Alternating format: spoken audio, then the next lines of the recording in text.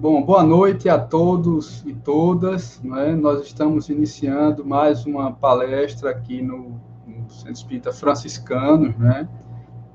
Hoje nós teremos o nosso irmão Binho, um trabalhador do movimento espírita, né? E que hoje, ele sabe, de muitos anos, ele está aí com a mão na charrua, e hoje ele vai fazer a sua primeira palestra, né? Veio-se com uma experiência acumulada de vários evangelhos, ele era nosso evangelista, e nos deu a satisfação da gente fechar esse ciclo da palestra remota durante o período da pandemia, né? Fechar esse ciclo com a palestra dele, né? E nós vamos trabalhar, né, observando, vamos voltar ao presencial e vamos observando que esperamos, se Deus quiser, que a gente não tenha necessidade de voltar ao remoto, mas se houver uma avaliação nesse sentido, a gente volta. Bom, eu vou pedir a nosso irmão Eric para ler uma página do Evangelho para harmonização e depois a gente passa a nossa irmã Cleide para fazer a prece inicial. Tá bom? Boa noite, meus amigos. Eu abri aqui o capítulo 20, os trabalhadores da última hora, no quinto ponto, que é os obreiros do Senhor. Atingistes o tempo do cumprimento das coisas anunciado para a transformação da humanidade. Felizes serão aqueles que tiverem trabalhado na seara do Senhor com desinteresse e sem outro móvel senão a caridade. Suas jornadas de trabalho serão pagas ao cêntuplo do que terão esperado. Felizes serão aqueles que terão dito a seus irmãos: Irmãos, trabalhemos juntos e unamos os nossos esforços, a fim de que o Senhor encontre a obra pronta à sua chegada. Porque o Senhor lhes dirá: Vinde a mim, vós que sois bons servidores, que calastes os vossos ciúmes e as vossas discórdias, para não deixar a obra prejudicada. Mas ai daqueles que, por suas dissensões, terão retardado a hora da colheita, porque a tempestade virá e serão carregados no turbilhão. Eles gritarão: Graça, graça, mas o Senhor lhes dirá: Por que pedis graça, vós que não tivestes piedade de vossos irmãos, e que recusastes lhe estender a mão, vós que esmagastes o fraco em lugar de o sustentar? Por que pedis graça, vós que procurastes a vossa recompensa nas alegrias da terra e na satisfação do vosso orgulho? Já recebestes a vossa recompensa, tal como pretendestes. Não peçais mais, as recompensas celestes são para aqueles que não terão pedido a recompensa da terra. Deus fez nesse momento o recenseamento dos seus servidores fiéis e marcou com o seu dedo aqueles que não têm senão a aparência do devotamento, a fim de que não usurpem mais o salário dos servidores corajosos, porque é aqueles que não recuarem diante de suas tarefas que vai confiar os postos mais difíceis na grande obra de regeneração pelo Espiritismo. E estas palavras se cumprirão. Os primeiros serão os últimos, e os últimos serão os primeiros no reino dos céus. O Espírito da Verdade, Paris, 1862.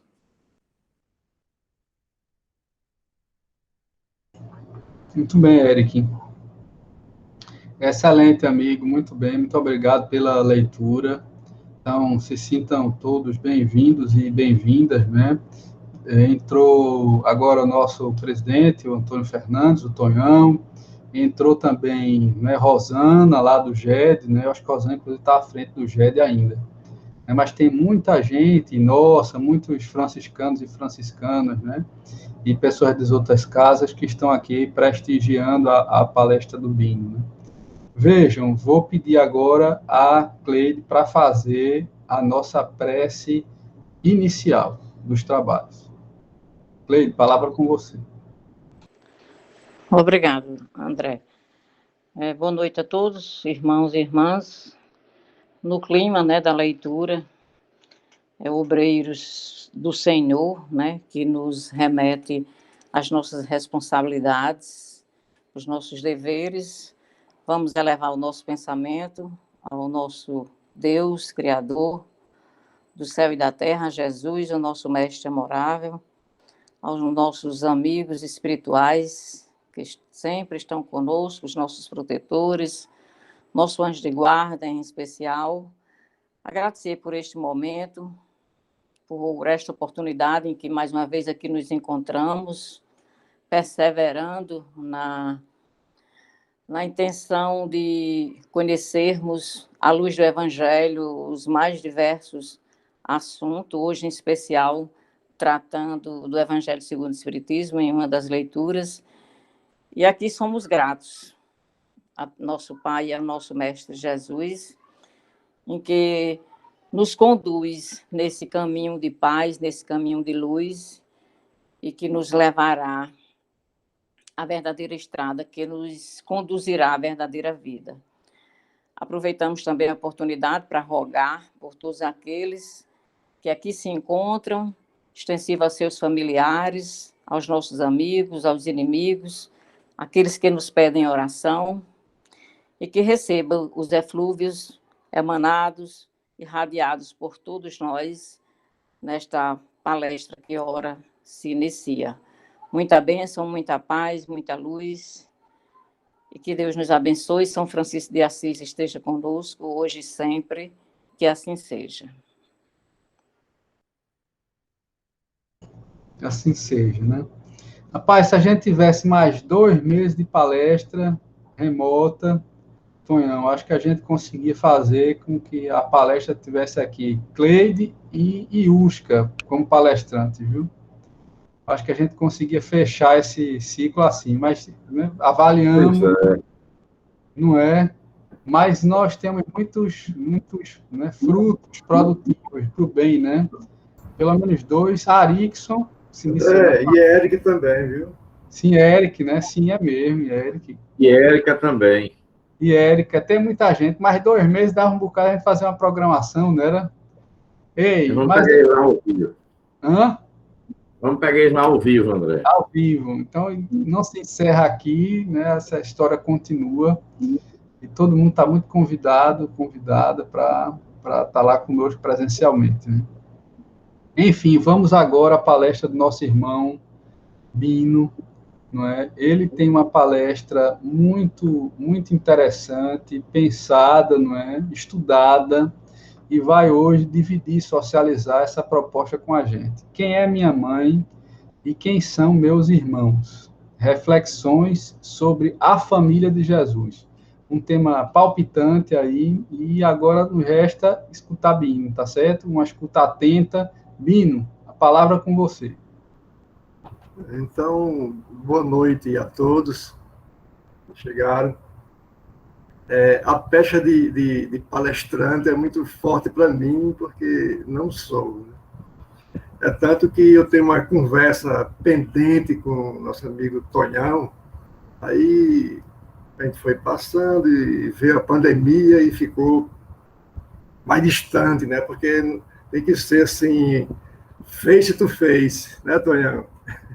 Pois bem, então, polêmico, inteligente, conquistador. Quem é esse Jesus? Por que tanta dificuldade em compreendê-lo, né? Assim, então, nós temos fontes como a Bíblia e também os evangelhos, né? Os evangelhos canônicos, né? Os 4, Mateus, Marcos, Lucas e João. Tem uma frase que eu nunca esqueço e que eu tento introduzi-la, né, no meu dia a dia, que é assim: eu posso não concordar com nenhuma palavra do que você disse, mas eu defenderei até a morte o seu direito de dizê-lo. Certo? Então, isso traduz assim, no respeito do contraditório, do que você pensa diferente de mim. E nesse momento que a gente está vivendo, nunca foi tão necessário essa questão da prática do respeito, né? Então, Existe uma máxima no Espiritismo que fora da caridade não há salvação, então eu vou pegar os adeptos do Espiritismo, os trabalhadores do Espiritismo, para evocar isso daí, né? Que quero de cada um de vocês que estão aí nos assistindo, a caridade com esse aprendiz de expositor. Pois bem, então, uma das fontes que a gente vai saber de Jesus é a Bíblia. A gente sabe que ela, quando foi escrita, não foi arrumadinha como nós temos aqui. Capítulo, versículos, aquela sequência, né? Era um emaranhado de coisas sem uma ordem cronológica. Então, deu muito trabalho de colocar isso em ordem. Eu creio que, não sei se, eu acho que todos não, mas alguns já brincaram, que eu não recordo mais o nome, daquela atividade que nós fazíamos quando jovens, de aquele telefone sem fio.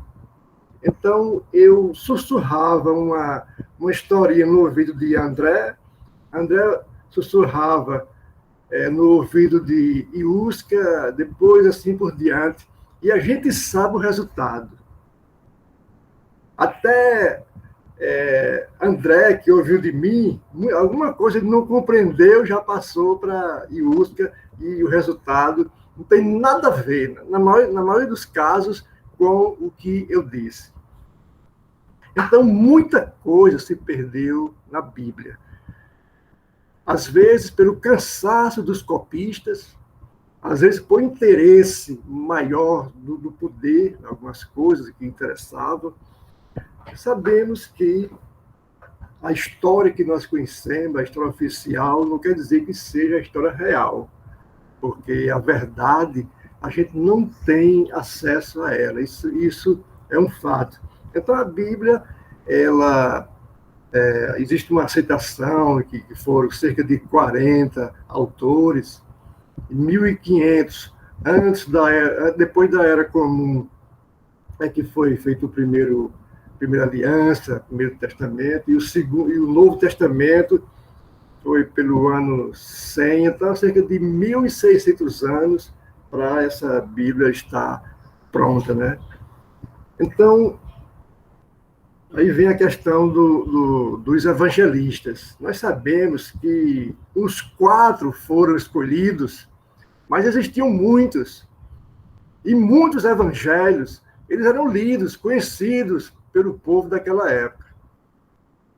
Mas aí, como é que foi escolhido esses evangelhos? Existem 3 versões, que a gente sabe que ninguém sabe se são verdadeiros. Algumas de tão absurdas, a gente sabe que não é. Existe uma versão, um livro que até o autor anônimo, né? Siberos, o nome do livro, Siberos, síndico, uma coisa assim, ele diz o seguinte, que no Concílio de Nicéia, no ano 325 da Era Comum, os bispos estavam reunidos em oração, em prece, e os livros levitaram, e os 4 canônicos, né, os 4 sagrados, eles ficaram lá no altar. Diz que é uma das versões que está nesse livro de autor anônimo, né? Uma outra versão, que essa também não é tão aceita, é que os bispos estavam reunidos e o Espírito Santo adentra a sala como uma pomba e vai no ouvido de cada autoridade, eclesiástica, e sussurra no ouvido o nome do autor dos livros. Isso são versões para a gente ter assim, uma noção da nossa responsabilidade de entender essas fontes que a gente pesquisa, né? Por isso, mais do que nunca, o bom senso sempre tem que existir, né? Em relação a essas coisas. Então, há uma aceitação entre os pesquisadores que, apesar da sequência ser Mateus, Marcos, Lucas e João, há quem acredite que tanto Mateus como Lucas tiveram acesso aos escritos de Marcos. Dizem que apesar de ser criticado como um do mais simples, seus escritos, mas diz que é o que tem mais aproximação à verdade, aos fatos, é o de Marcos. E esses evangelhos de Marcos, ele foi escrito nos anos 65 a 70 da Era Comum. E já o de Mateus e de Lucas, dos anos 80, 85, e especula-se que o Evangelho de João foi escrito nos anos 95 a 105, certo? Para a gente ter assim, uma noção. E a gente sabe também que na Bíblia, quando ela passou a ser livre através da reforma coordenada por Martinho Lutero, porque antes só quem tinha o direito de interpretar a Bíblia era os padres e autoridades da Igreja Católica. Com a reforma protestante, então, segundo Lutero, bastava você se inspirar no Espírito Santo, que ele iluminava para você ter uma interpretação da leitura. E a gente sabe da responsabilidade de cada um ao interpretar o livro sagrado. É tanto que muitas de nossas falhas a gente vai encontrar respaldo para defendê-la na Bíblia. Por exemplo, tem um filme que eu recomendo, Mississippi Está em Chamas, que narra um fato que aconteceu naquele estado dos Estados Unidos, em 1965, quando alguns jovens negros, né, foram mortos, né, e o racismo lá muito latente, e uma equipe do FBI vai investigar essas mortes, porque foram pesquisadores, foram mortos nessa cidade. E um dos agentes do FBI, ele consegue a confiança de uma esposa de um policial racista, e ela diz que desde criança aprende a conviver com o racismo. Ela disse que aos 7 anos, quando chega na escola, já estava muito forte nelas o sentimento do racismo, o sentimento da segregação. Ela disse, então, você vive com ódio, você casa com ódio, você alimenta esse ódio, você respira esse ódio, né? Então, ela diz isso. Aí, o mais grave é que, nessa conversa, ela disse que aprendeu na escola que o racismo está na Bíblia. Aí ela cita Gênesis, capítulo 9, versículo 27. Aí, o que tem nisso daí? Então, quem quiser dar uma lida, vai ver que se refere à questão de Noé, que Noé, quando ele planta vinho, aí quando colhe, ele se embriaga, aí ele tem 3 filhos, Cã, Jafé, e outro que eu não recordo o nome, e o caçula, Cã, que vai ser o pai de Canaã, o caçula vê o pai nu, então ele sai e conta aos 2 irmãos. Quando Noé acorda e toma conhecimento que foi visto nu pelos filhos, porque os 2 irmãos, quando sabem que o pai está nu, ele fica chateado, né, com o irmão caçula, que viu o pai nu. Então ele pega um manto e de costa chega até o pai e cobre, né, para não ver o pai nu.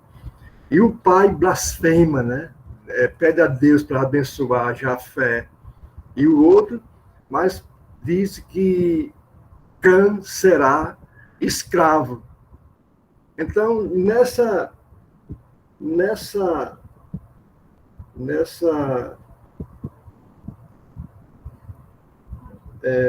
passagem bíblica é que os racistas se apoiam, né, para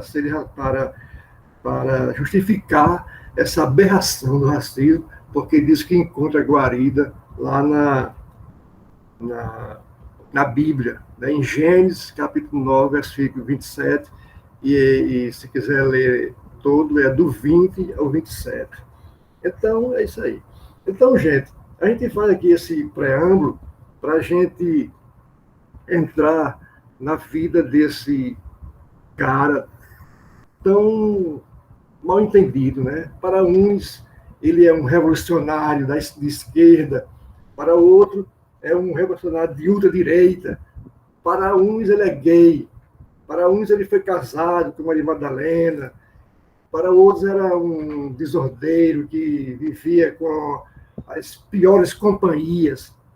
Mas a gente sabe que, pela tradição judaica, porque Jesus, ele nasceu judeu, ele viveu como judeu e ele morreu também como judeu. Ele não criou nenhuma religião. E o cristianismo foi uma criação do Paulo de Tarso, bem depois, né? E se deturpa, né? Se afasta da mensagem de amor de Jesus. Então, como era a conjuntura, como era que vivia Jesus naquela época?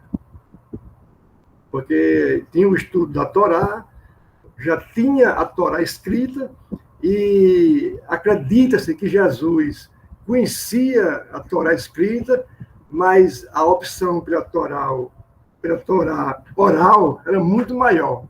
Então, era muito comum a questão de você viver repetindo aqueles versículos da Torá. E Jesus diz que ele conhecia as duas versões. Esse pigar, pessoal, são 38 anos de aula. Aí já está falhando aí. Então,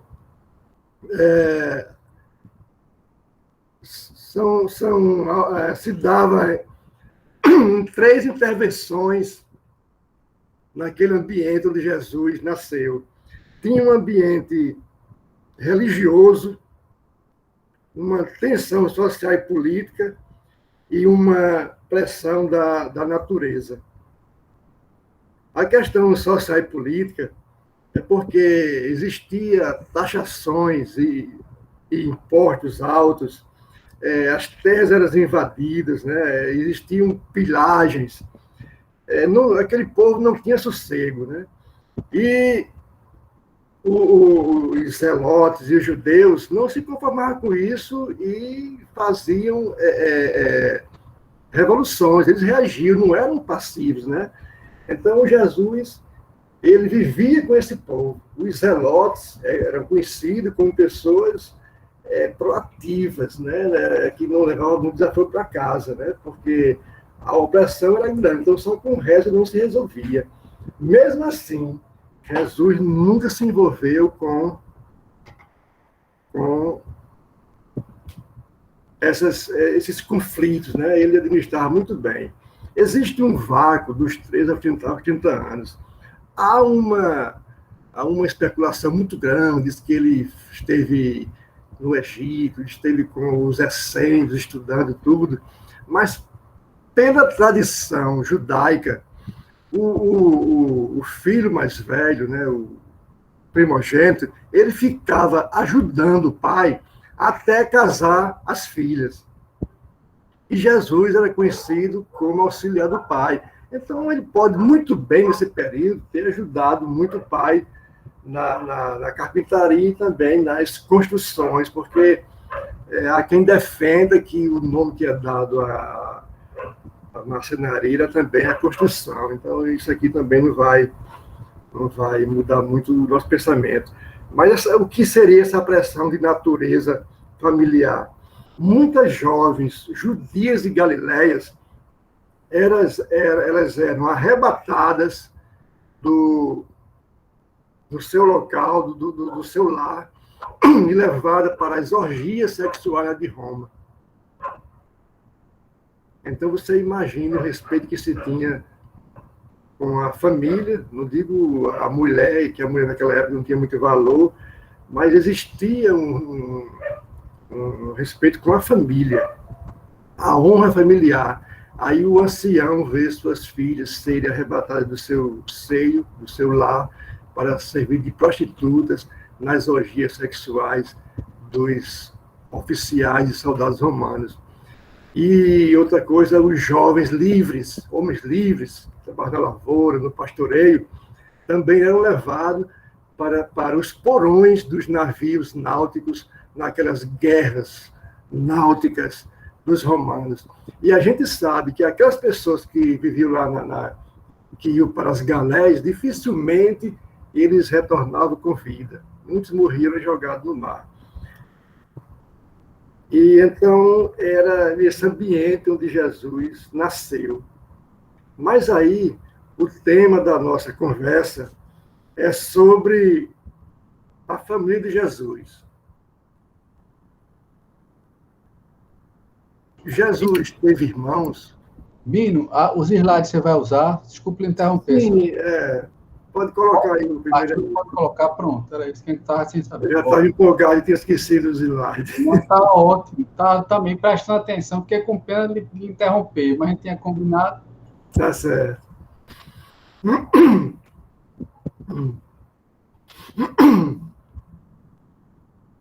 Então, esse Mateus 18, 22, é quando José assume a paternidade legal de Jesus. O que é isso? Maria estava comprometida com José. E naquela época, o comprometimento já era como se fosse um casamento. Só não se realizava se ela fosse repudiada. Porque o repúdio naquela época, onde Jesus vivia, era muito fácil para o homem. O homem podia alegar qualquer coisa para repudiar a mulher. E o mais grave do repúdio era se ela não fosse virgem ou se tivesse colocado no esposo doença venérea, isso depois de casada, que seria um adultério, nos dois sentidos. Mas para a mulher repudiar o homem era muito difícil. Sabemos que a mulher não valia quase nada naquela época. Mas é o que aconteceu. Segundo dos 4 evangelistas, apenas 2 falam sobre a paternidade de Jesus, que é justamente o Mateus e Lucas. Mateus, ele faz uma genealogia, que ainda vem lá na frente, e ele vai até Abraão, que ainda vem daqui a pouco. Então, como foi essa gravidez de Jesus? Há uma aceitação muito grande hoje entre os pesquisadores, historiadores, apesar do dogma da virgindade de Maria, que não é tão aceita na questão dos protestantes, mas para os católicos cristãos é um dogma da virgindade de Maria. Então, o anjo Gabriel, enviado de Jesus, ele vai para a cidade na Galiléia, Maria, e ele se apresenta dizendo que ela vai conceber um filho. E ela diz, como assim? Você não conhece nenhum homem. Aí ele diz, né, que ela caiu na graça do Senhor e que o Senhor vai cobri-la, né, com a sua sombra, e ela daí vai gerar um filho homem, que receberá o nome de Jesus, que será o Salvador do povo de Jacó. E está bem explicadozinho lá tudo isso aconteceu para que se cumprisse o que o Senhor havia dito ao profeta Isaías, né? Isaías que diz assim: eis que a virgem ficará grávida e dará à luz um filho, e o nome dele será Manuel, né? Que é Deus conosco. Então, essa aparição do anjo Gabriel para Maria, é justamente para que a profecia se cumprisse, certo? Esse anjo já teria visitado Maria, aliás, Isabel, que diz que é prima de Maria, dizendo que o anjo ele se encontra com o esposo de Isabel, que era uma pessoa que era uma autoridade eclesiástica, né? E ele não aceita, ele não acredita que a esposa ficará grávida, porque ele já tinha uma idade muito avançada, tanto ele como a esposa. Então, o anjo chateado, né? Veja que se alguém aqui ficar chateado, não se preocupe, porque até o enviado de Deus, né, um cara que era assim com Deus, também ficou chateado e puniu o esposo de Isabel, deixando-o mudo até que o filho nascesse, que seria o João, o imersor, né, o João Batista. Então, quando o João a gravidez está no 6º mês, é que esse anjo vai visitar Maria, né? Então, a parte dele já foi com Maria. Mas, e José? Como é que José iria lidar com essa questão da gravidez de Maria? Porque é o seguinte, eu falei que eles estavam noivos. Então, ela disse ao anjo que não tinha coabitado, né? Não tinha estado feito relações, não conhecia um homem, né? Aí o anjo fala isso, depois ele aparece a José em sonho, né? Dizendo que Maria estava grávida, mas que ele não se preocupasse, porque era filho, né, do Senhor, com a mesma conversa que ele esteve lá com Maria, muito parecido, né? Aí, só um detalhe, só pode ser muitas informações e eu pulei uma parte importante. Quando José sabe que Maria está grávida e que ele não tinha tido relações com ela, então ele pensa em repudiá-la. Ele é um cara justo, gostava de Maria, sabia que era uma pessoa séria, mas ele estava pensando em repudiá-la em segredo. Por que repudiá-la em segredo?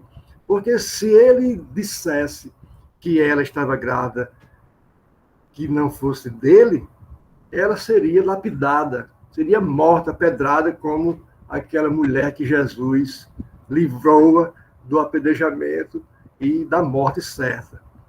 Então, nesse dilema dele, né, de repudiar em segredo, é quando à noite o anjo Gabriel lhe aparece em sonho, acalmando o coração dele.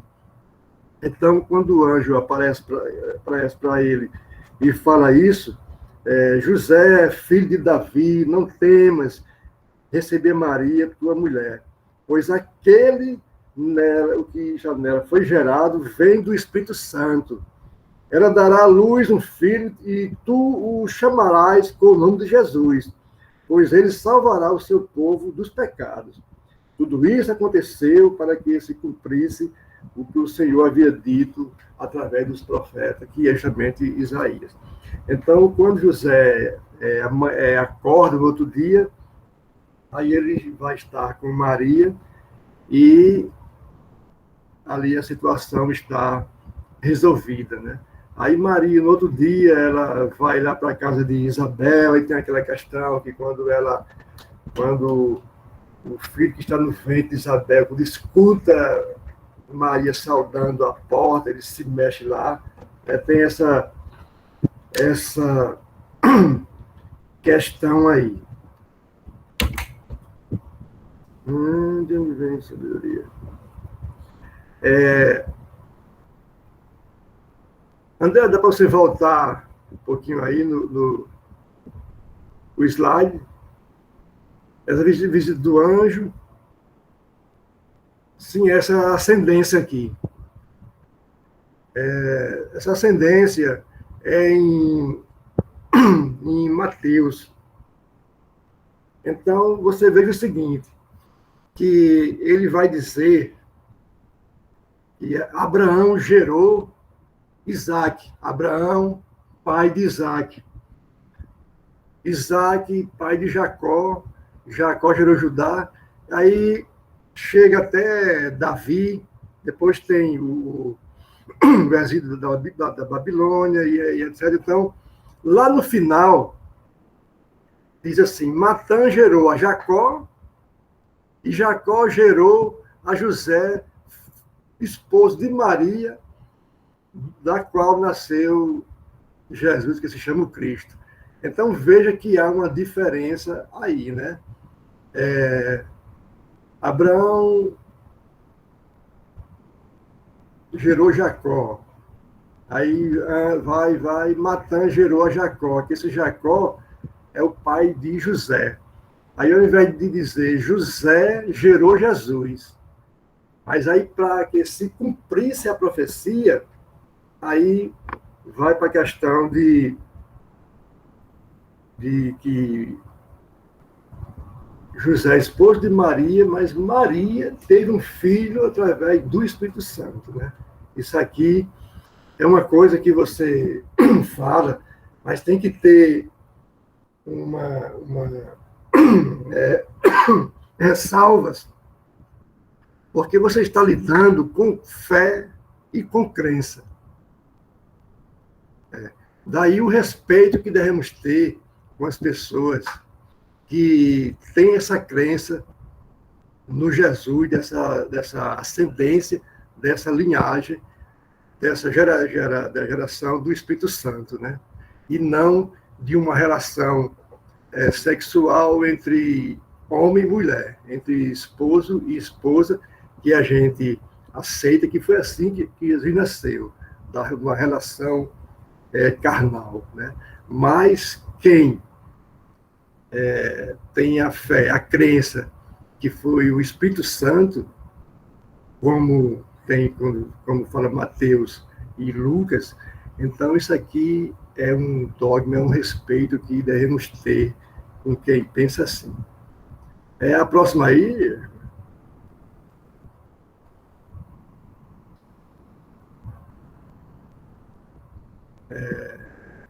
Ensinando no templo. Você ensinando no templo. Isso aí é quando Jesus desaparece lá na caravana que vai para casa e os pais ficam todos procurando, e quando chega ele está no templo conversando com o doutor da lei de igual para igual. Então, como é que ele teve essa sabedoria, uma criança de 12 anos, né? Então, daí ele já era uma pessoa diferenciada na versão de João.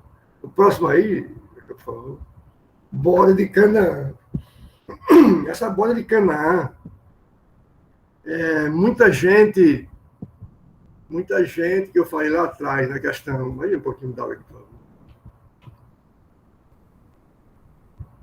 Muita gente que tem o vício do álcool também vai justificar o seu gosto, né, pelo vinho, né, pela cachaçinha, porque quando alguém vai reclamar e diz, o quê? Eu não posso beber? Se o primeiro milagre de Jesus foi transformar água em vinho, né, tem essa desculpa aí. Mas o que aconteceu? Maria ela foi convidada para participar desse casamento. E, em seguida, chega Jesus com alguns discípulos. E chega um momento onde o vinho, né, se acaba, que isso é um fato conhecido por muita gente. Então, Maria chega para Jesus e disse, filho, o vinho acabou. Aí Jesus diz assim, mulher, o que queres de mim? Não chegou ainda a minha hora. Isso você vai ver numa Bíblia. Na outra, ele vai dizer que ele não tem nenhuma responsabilidade com a falta do vinho, e sim é um anfitrião. Certo? Quando eu comecei a estudar alguma coisa sobre esse assunto em abril, para uma outra atividade que eu fiz, em maio, abril e maio, o que foi que eu fiz? Que eu fui orientado. Eu peguei 4 Bíblias, e você coloca as 4 na horizontal, e você vai analisando o que disse Mateus, o que disse Marcos, com aquele mesmo assunto, em Bíblia diferente. Então, eu tenho uma Bíblia protestante e tenho 3 católicas. Uma que eu acho melhor é a que chama de Bíblia de Jerusalém. Então, vale a pena fazer essa experiência, né? Eu tenho essa daqui, que é da edição pastoral, né? Eu tenho a de Jerusalém, que é da Paulus, né? Aí tenho essa daqui e mais outras. Eu sei que são 4 Bíblias, que é interessante você fazer a comparação e que há. Então, dá para passar o próximo aí, né? Então, nessa anterior, é justamente isso, né? A questão do transformar água em vinho, e você vai ver uma diferença, né? Uma que ele diz que não chegou a hora dele, né, de fazer milagre, e a outra que ele diz que é responsabilidade do anfitrião.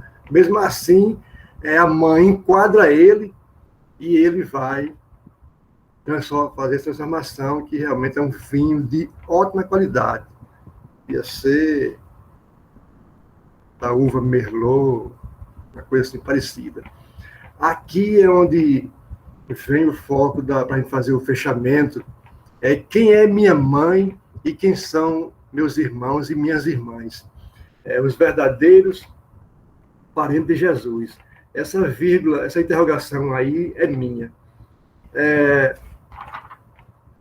Porque eu perguntei, né, ao meu professor, quando Jesus disse, quem é minha mãe e quem são meus irmãos e minhas irmãs, ele se refere aos irmãos biológicos, ou ele se refere à humanidade? Aí ele disse, vai pesquisar. Você quer tudo na mão, vai pesquisar. Aí foi quando eu entrei em campo, né, para fazer essa pesquisa aí.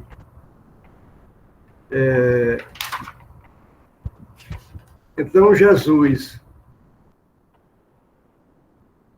ele chega, né, depois de explicar aquelas parábolas, então ele chega numa casa em Jerusalém e ele está reunido com os discípulos das pessoas. Aí chega alguém e diz assim, mestre, sua mãe e seus irmãos estão lá fora e querem lhe falar.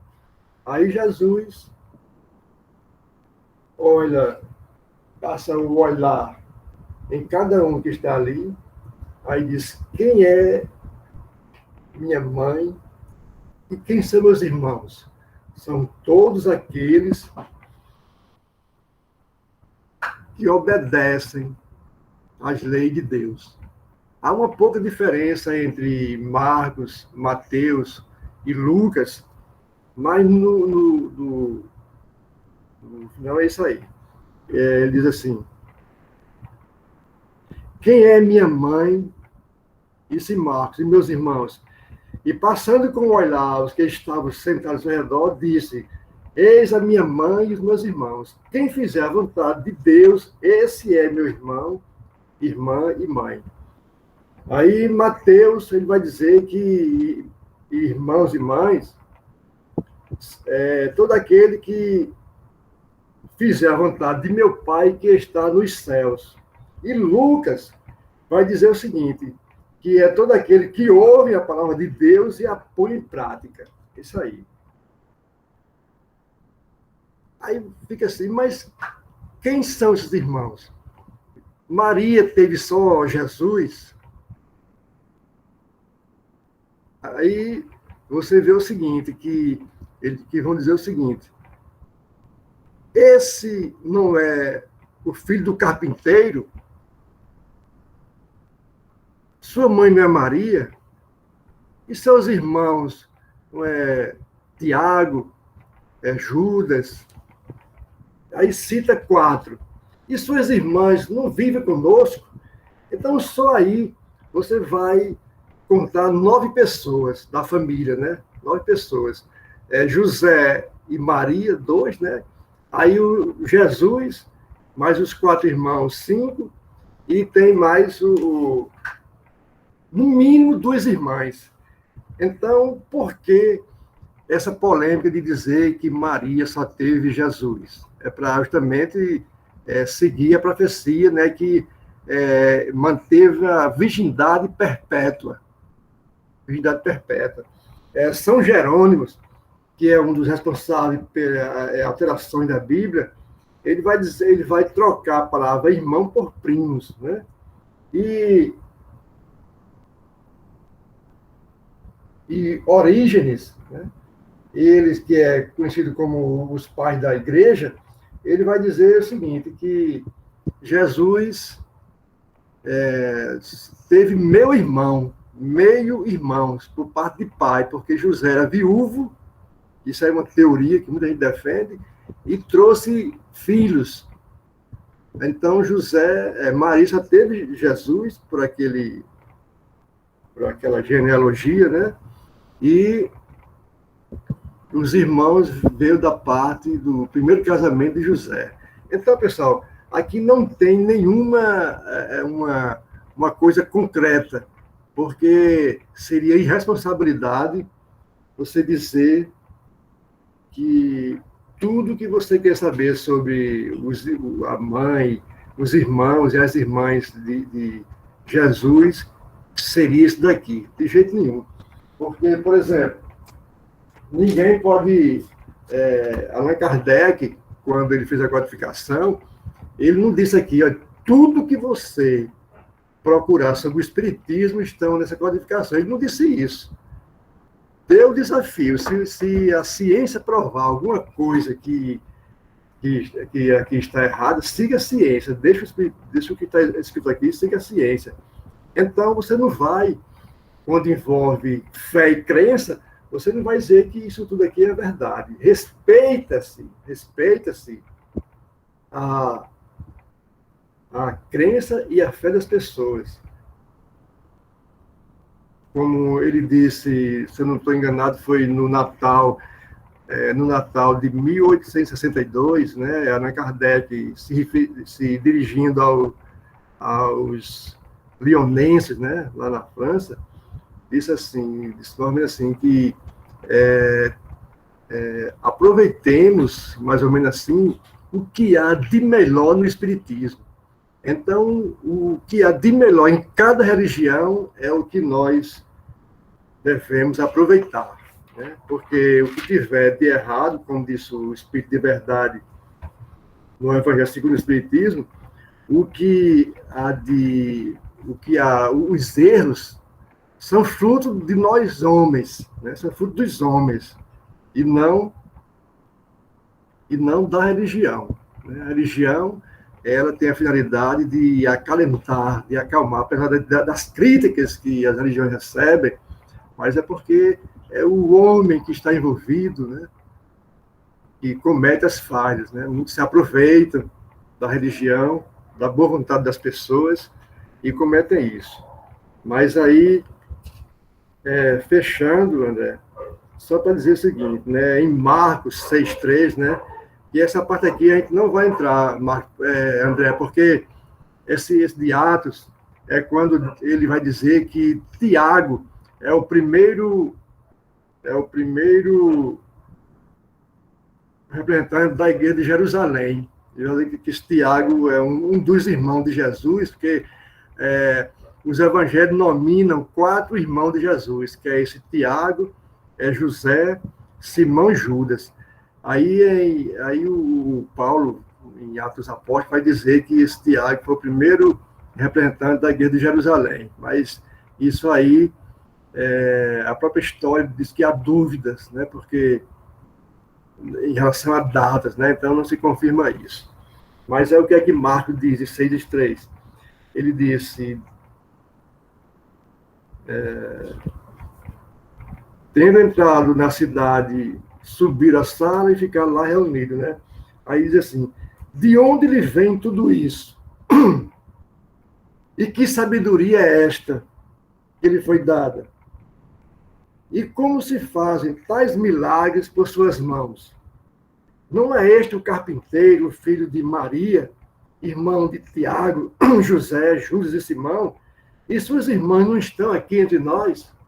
Então, a gente fecha aqui e um convite para as dúvidas que ficaram, a gente se debruçar nas leituras, com a mente aberta para novos conhecimentos. E que esses conhecimentos a gente use para si, porque eu trabalho a minha mente assim. O que eu falo, os primeiros ouvidos que escutam são os meus. Né? Então é para mim que eu falo.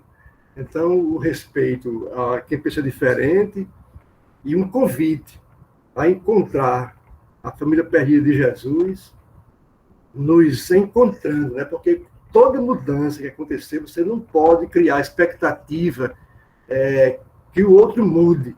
Você tem que se esforçar para que a mudança aconteça em você. Né?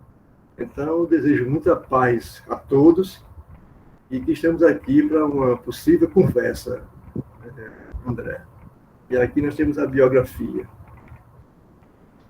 Muito, muito bom, Albino. E parabéns pela palestra, né?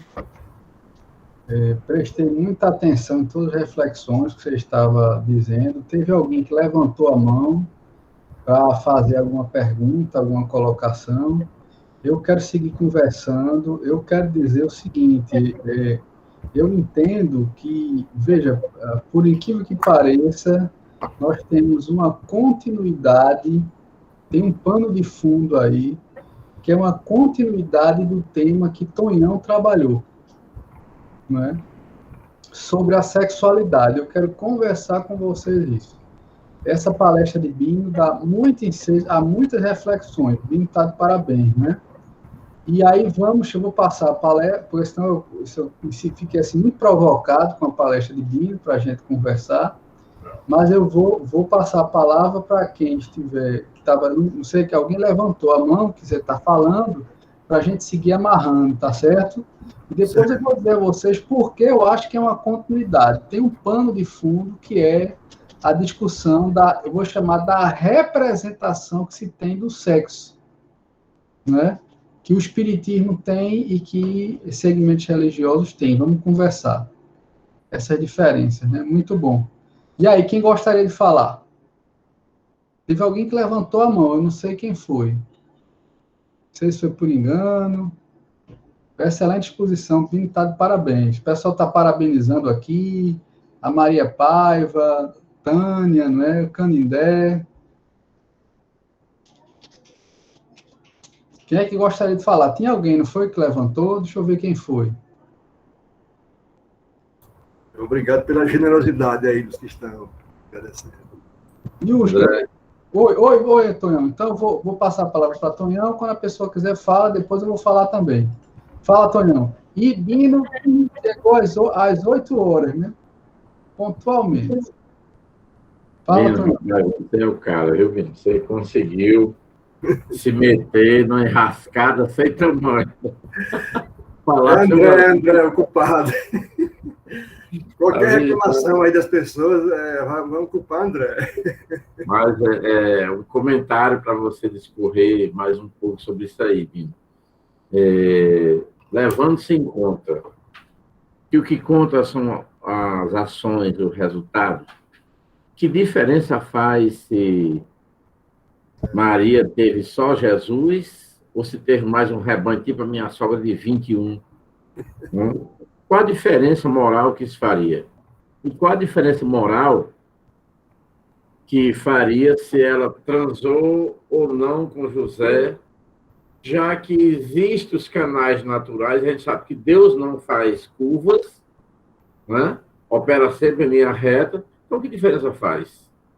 É para isso que a gente vê que essas coisas, né, a gente não consegue perceber, porque nós estamos ainda enganchados em alguns pontos que eu gostaria que o Bino levantasse aí. Quais são esses pontos que a gente está enganchado achando que Nossa Senhora tem que ser virgem e Jesus não podia ter irmão?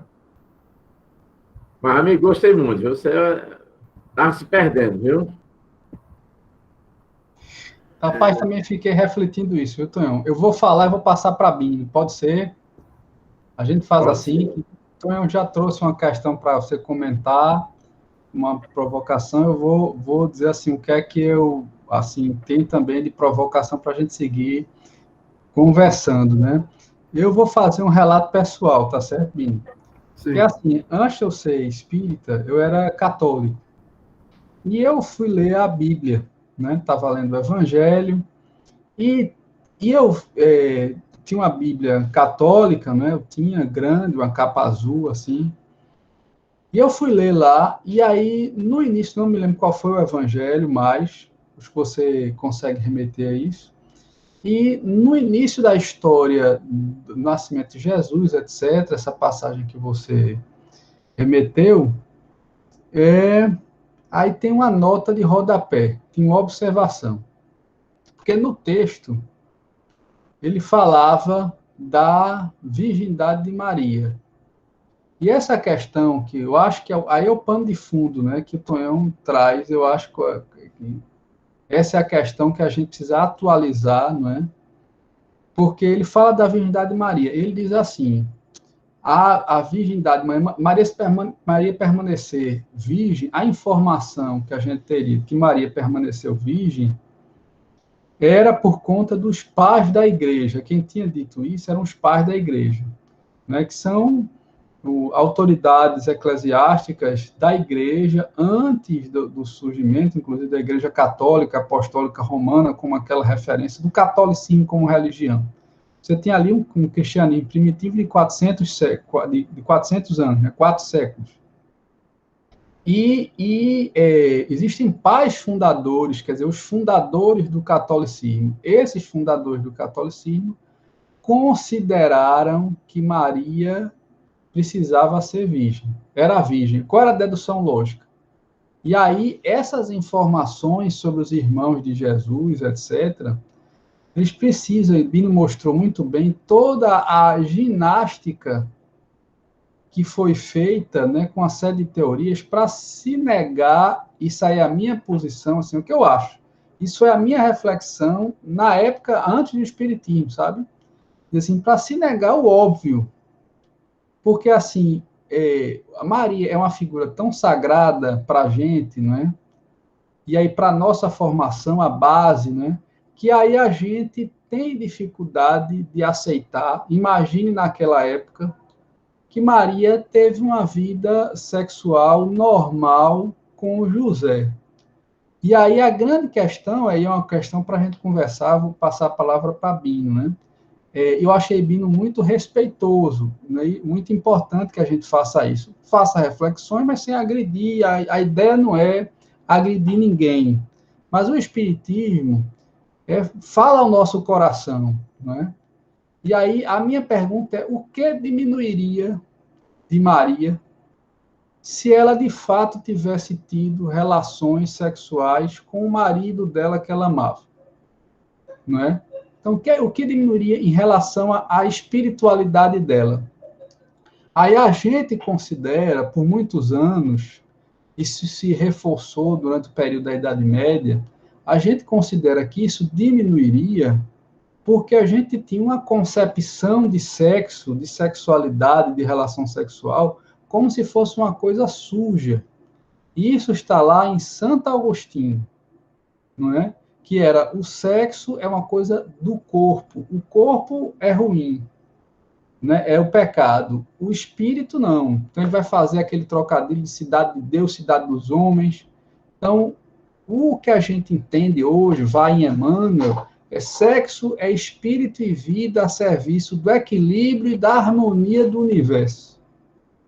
Então, minha gente, e aí Pabino comentar, por que diminuiria a nossa fé, ou a nossa fé em Jesus, na mensagem que ele trouxe, não é? O que diminuiria se os pais dele tivessem tido uma coisa bonita, com sentimento, com responsabilidade, que é criado uma família, e Jesus ser o mais velho, né? Então, são questões para a gente seguir conversando. Fala, Binho. E essas são as provocações para você. Olha, André, eu acho que não há um exercício maior de você trabalhar o respeito com nossos irmãos de outras religiões, até nossas mesmo, porque no Espiritismo há muita gente que no meu caso, que o seu você citou agora, que a gente veio do catolicismo, e a gente carrega muitas crenças, né, do catolicismo, né, do cristianismo e tal. Mas, então, como eu estava dizendo, é um exercício muito grande de respeito ao que pensa diferente, quando você passa...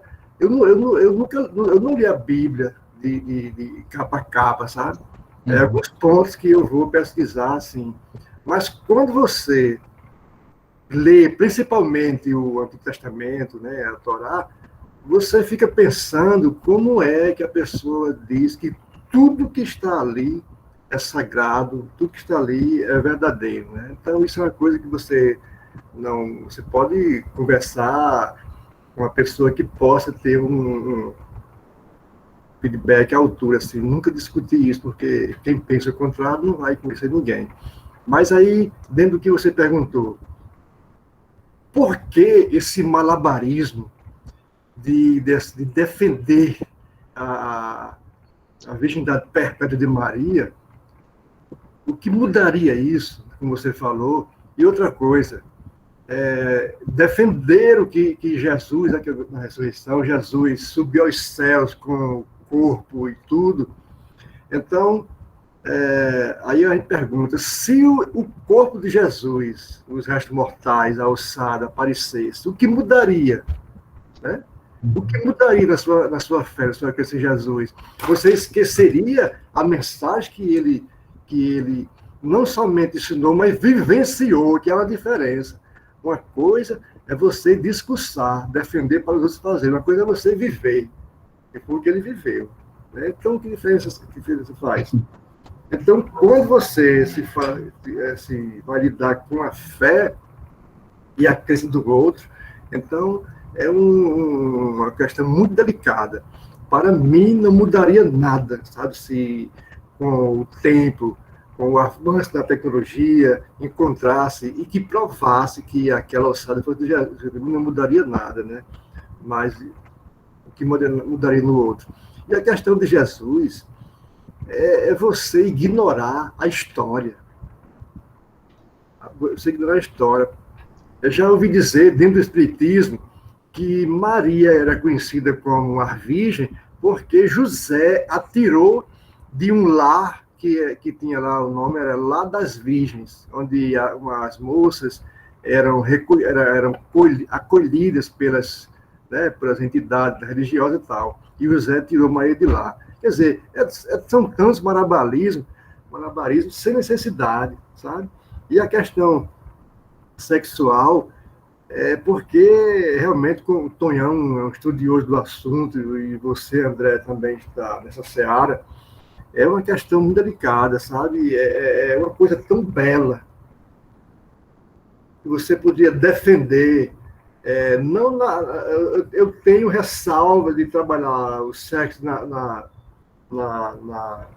sexo e religião na escola, porque quem vai ensinar? Se nós, professores, somos preconceituosos, somos racistas, somos xenófobos, somos tudo que há de vir, nós somos. E como é que você vai ensinar uma coisa que é para beneficiar aquele ser em formação, se você tem pensamentos retrógrados, né? É uma coisa a se pensar. Mas o sexo, que faz parte de uma relação, quando com respeito, com a permissão dos dois, coisa bela que vai gerar a perpetuação. E, inclusive, tem um fato aí bem interessante, é que, naquela época, quando uma mulher ficava viúva, na tradição, um irmão, no caso, um cunhado dela, que estivesse solteiro, ia ficar com ela, para dar continuidade à geração. E se o cara não quisesse, aí naquele julgamento lá, ela tirava a sandália, né, cuspia no rosto do cara, e o cara ficava... tem uma palavra lá que, no momento, eu não lembro, né? Que era uma coisa que não era bom para ela, essa mulher, e também para o cara, que ele não respeitou a tradição da lei.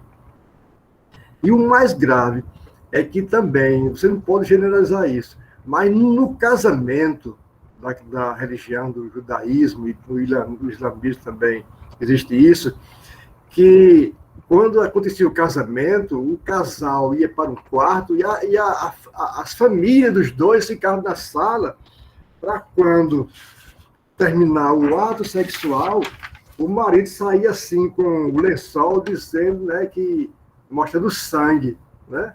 Mostrando sangue.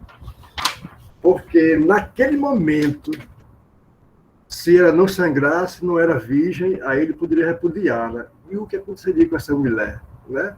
E outra coisa, e aquela mulher que tem um ímen, não sei se é resistente...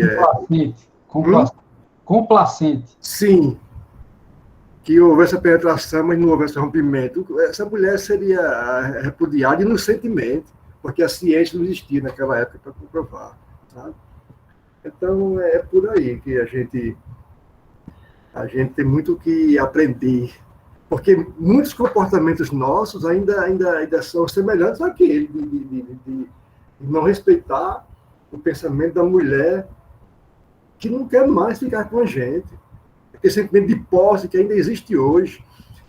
Há cerca de menos de 10 anos, uma família na Turquia, a menina estava prometida lá com o primo, com o rapaz, e ela se envolveu com o primo, para descobrir, matou a filha, enterrando viva, agora, há menos de 10 anos. Quer dizer, uma cultura, um comportamento milenar de 5 mil anos, 7 mil anos, existindo agora, sabe?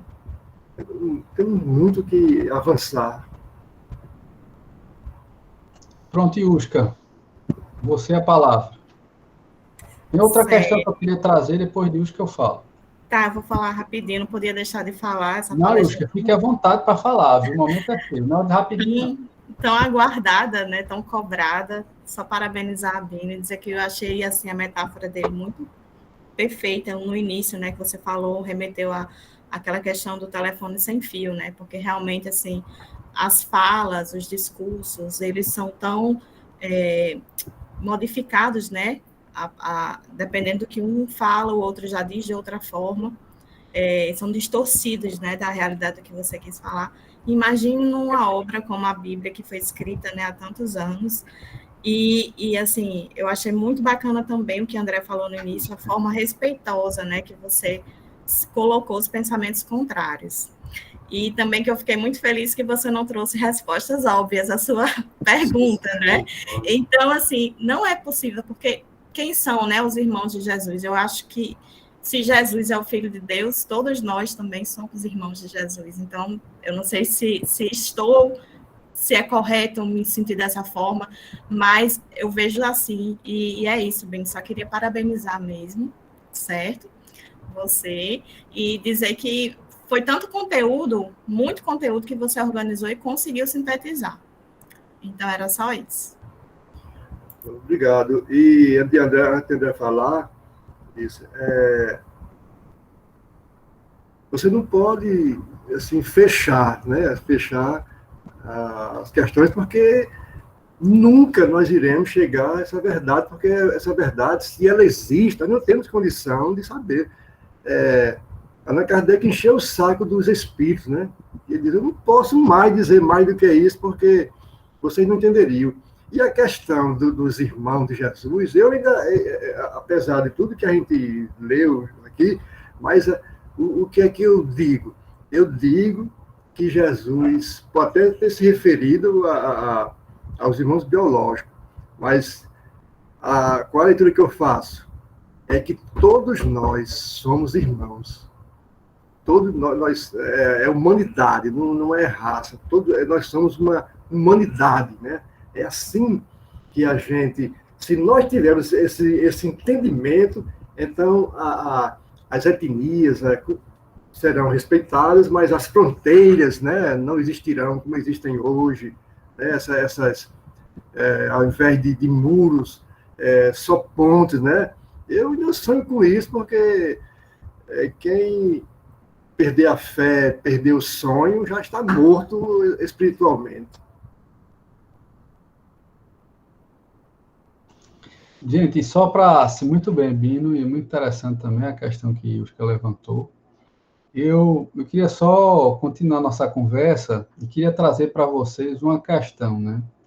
Eu não sei se vocês já leram, se vocês não leram, o convite está feito para a leitura. Eu sei que Tonhão já leu, que a gente já conversou sobre isso, que é um livro, é um romance, não é nenhuma referência histórica, não é nenhuma referência doutrinária, mas é um romance do José Saramago, um autor português, assim, se eu não me engano, o primeiro e até agora o único autor da língua portuguesa que ganhou o Prêmio Nobel de Literatura. Eu posso estar enganado, porque parece que teve Mia Couto, mas na época era o primeiro que ganhou. Não sei se permanece o único ainda.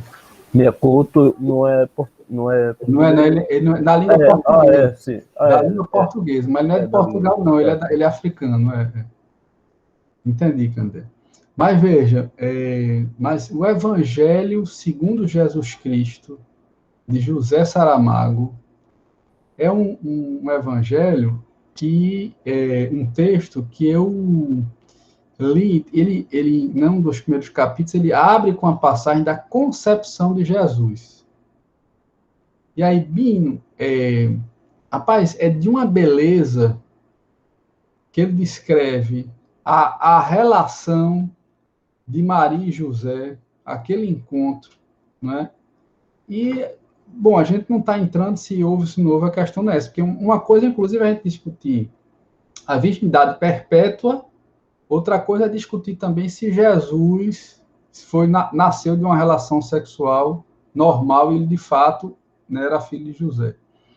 E isso é uma outra coisa, né, outra discussão teológica, eu vou chamar assim. Na minha leitura, André, porque assim, o Espiritismo, o Kardec, na codificação, ele tem outras preocupações, né? Ele vai se preocupar com a mensagem. Lógico que a gente sabe que isso é o mais importante, a mensagem de Jesus. E esses temas a gente enfrenta para refletir, nossa fé raciocinada, enfrentar face a face qualquer tema, não é? E a nossa fé é inabalável assim, não é? Por isso, assim, eu vejo com muita tranquilidade, por exemplo, para mim isso não se questiona e não diminuiria até o próprio Jesus se ele tivesse nascido de uma relação sexual de Maria e José.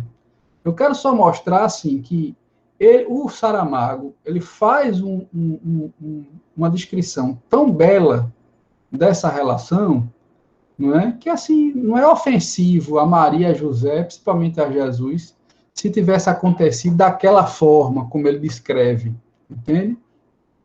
Isso não deveria colocar em xeque a fé de ninguém, mas são aquelas concepções, e eu acho que é isso que a gente tem que refletir, que eu acho que é a importância da reflexão de Bino, que traz é esse pano de fundo, que isso é libertador. E isso não, porque não é só acreditar, é você se manter aferrado a essa crença dogmática por conta de concepções em relação ao sexo e à sexualidade que não são concepções saudáveis. Mas por quê, André? Porque se você acredita que o sexo é uma coisa feia, uma coisa suja, você reprime, você não sublima as energias criadoras da vida. E é como se você pegasse água. Água é uma coisa maravilhosa, não é? Mata a sede. O que seríamos de nós sem água? Não é? Fazendo um contraponto, são as energias criadoras da vida. E você deixa isso represado, estagnado. O que é que acontece com a água? Essa água apodrece, né? Então, essa ideia de que o sexo é uma coisa suja, que você reprime os desejos normais, saudáveis do ser humano, que isso não estaria ligado à espiritualidade, isso é muito ruim, porque você é esse tipo de postura que gera a hipocrisia, que gera você ficar preocupado com a vida do outro, e aí negando, muitas vezes, o que você recrimina nos outros, é aquilo que você faz escondido, ou teria vontade de fazer e não faz, por conta dessas crenças dogmáticas. Então, eu acho muito libertadora a discussão que Bino traz, que é esse pano de fundo. É dizer assim, minha gente, se tivesse sido uma relação sexual normal, mesmo o próprio Jesus, que a gente não está entrando nessa discussão teológica aqui, isso não teria problema algum, porque a grande questão que Jesus veio fazer é trazer a mensagem.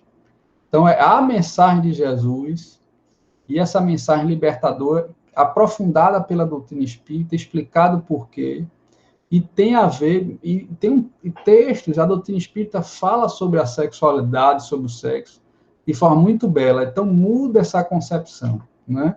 Então, agora, o que é que eu quero salientar? E vocês estavam falando das permanências, né, Bim? Que muitas vezes a gente enfrenta. O Saramago, por esse livro belo, que depois recebeu, pelo conjunto da obra, o Prêmio Nobel de Literatura, ele foi expulso de Portugal. Vocês acreditam nisso? Isso foi agora, por conta da repercussão que houve. Na época era uma ditadura, não tinha esse respeito ao pensamento divergente, não é? E ele troca nessas questões dogmáticas, né, de intolerância, etc. Que a grande questão que o Bino trouxe também são as questões de intolerância, né? De respeito ao pensamento diferente, etc. Tem muita coisa conectada, né? E, no fundo, essas questões de sexualidade mobilizam muitas pessoas, né? E eu acho que nós, espíritas, nós temos muitos elementos para ter uma posição de espiritualização e não de repressão em relação a essa... Não é o sexo livre, não é isso. Mas não é nem você ter uma vida desregrada, não é? Usando as pessoas e sendo usado, não é? Mas não é você reprimir com a falsa aparência de castidade. As duas desequilibram, as duas trazem, infelicitam, trazem sofrimento, não é? Então, são questões que a gente precisa discutir enquanto religião, né? Para que a gente liberte as pessoas e nos libertemos também, né? Desses dogmas, desses preconceitos, eu diria, quer dizer, uma expressão psicanalítica que são castração, mas é uma expressão para a gente se entender, quer dizer, essas situações que nos limitam, não é? Nos limitam, trazem, né? Mas eu vou passar a palavra ao Francisco Santiago, para a gente continuar conversando, tá bom? Fala, Santiago. Depois eu passo para Bino fechar, dar um fechamento. Fala, boa noite a todos e a todas. O seguinte, eu acabei de postar no grupo do Franciscanos um livro intitulado Maria, a Mãe de Jesus. Uhum. É para os que tiverem a curiosidade, né? Como o Bino falou, é que se quiserem pesquisar, Porque sempre a gente só aprende alguma coisa quando vai à procura, certo? Quando pesquisa.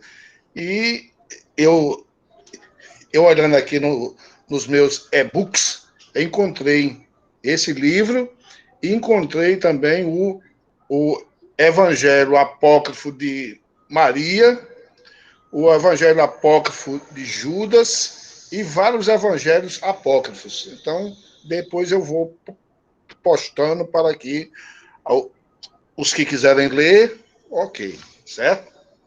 Era só isso, meus caros irmãos. Tá ótimo, Santiago, muito bom. Eu chamo Francisco Santiago de Santiago, nem sei se é assim que a gente chama, né? É assim mesmo, Santiago? Pode me chamar de Chicão. Chicão, Se for Santiago, quase ninguém me conhece, né, Bino? Por isso eu vim falar Chicão, eu só chamar de Santiago, que aparece aqui Francisco Santiago de Azevedo. Santiago é o nome de guerra, do tiro de guerra. Muito bem, é. Esse é meu nome de batismo, Francisco Santiago de Azevedo, mas a galera só me conhece por Chicão. Chicão, muito bem, Chicão, muito obrigado, amigo, pela contribuição. Chicão, nós somos colegas lá do estadual. Existem tentativas, assim, produções de irmãos, inclusive irmãos espirituais, que trazem contribuições, né? Se a gente fosse fazer um histórico em relação a isso, Bino, eu diria, a gente tem vários autores, né? Em questão de Bino, eu quero lhe fazer um elogio, eu vou passar a palavra para você, para a gente ir para o encerramento e a prece final. Mas você tratar esse tema, né, subtraindo a polêmica, né? Você conseguiu não ferir suscetibilidades, isso eu acho muito bom, né? E a gente tem um histórico aí de pessoas no espiritismo, inclusive obras que foram muito polemizadas, né, que tocam nessa questão, e suscitaram muitas polêmicas, né, desde Jean-Baptiste Rustin, né, com o Rustin, né, que né, tem tais Jesus como a gênero, mas também o pano de fundo é essa questão, né, de certos dogmas católicos, certas crenças, e você tem outras, inclusive livros psicografados, que tentam ajustar essas crenças nossas, milenares, em relação à sexualidade, dizer, por exemplo, que Jesus foi a primeira inseminação artificial, que é uma tentativa de traduzir, né, para a nossa linguagem, atualizar um pouco daquelas crenças católicas, etc. O que é que eu digo? Eu digo assim, se a pessoa está satisfeita, beleza, mas entenda o seguinte, que a gente precisa ancorar nossa fé em questões muito mais significativas e profundas. Não é? Então, o que é que a gente precisa ancorar nossa fé? Na mensagem e no exemplo que Jesus deu, né? Na mensagem do Cristo. Isso é o mais importante. Para falar em mensagem, Bino, palavra com você para a gente dar a sua mensagem final na sua primeira palestra brilhante, excelente de estudo. Você está de parabéns. Diga a mensagem final. O André, Helena, fizeram quase uma pegadinha com ela, né? A Helena me conhece, né? A gente se conhece desde os anos... no início dos anos, 1970, né?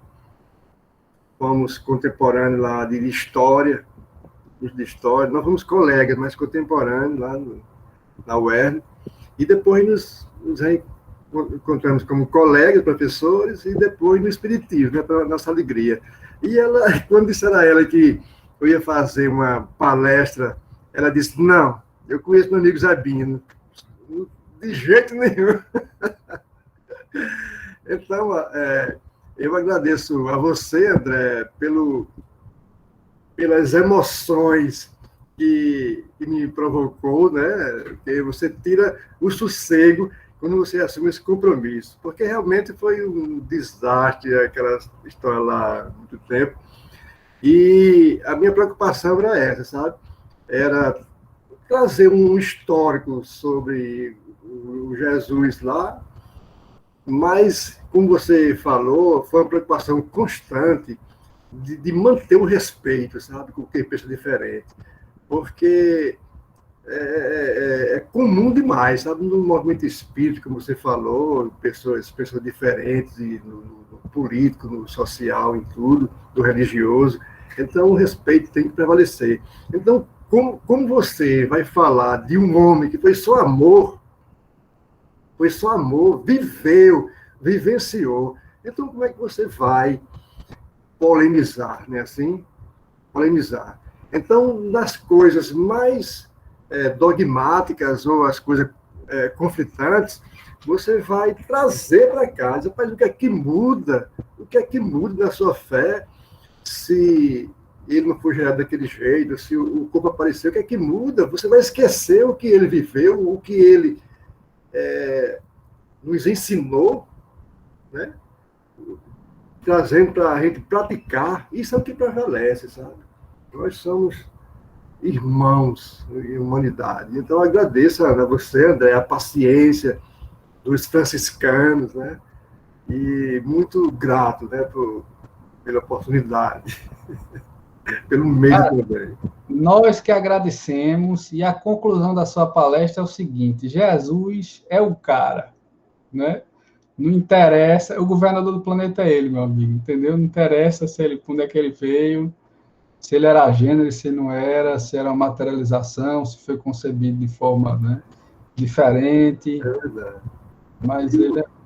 Um carinho aí para a Yuska, né, pela paciência dela, que me ajudando aqui nas tecnologias, que eu sou jurássico nisso, e ela muito paciente.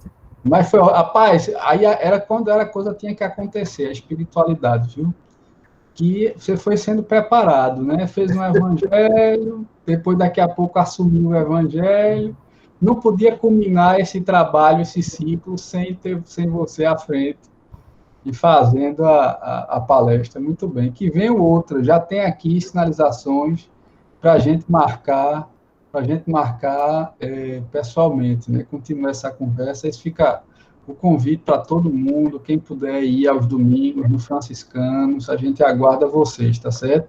E depois eu vou fazer uns agradecimentos especiais, não é? O Zé Usco, o apoio do Tonhão, etc. Mas a gente não definiu quem fará a prece final. Eu vou pedir a Iusca para fazer essa prece, então, que aqui conosco vai assumir a próxima palestra. Eu vou passar a palavra para ele, mas eu vou pedir a Iusca que faça a prece final, depois a gente passa para a Tonhão. São os recados. Passe, Iusca, a prece.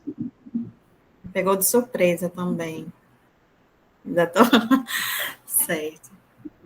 Ok, gente, eu peço que todos fechem seus olhos e emanem seus melhores pensamentos. Nós lhe agradecemos, Deus, por esse momento de aprendizado, por discutirmos hoje, refletirmos sobre o exemplo do seu filho, aquele que deu sua vida em nome do bem de toda a humanidade, que só distribuiu amor.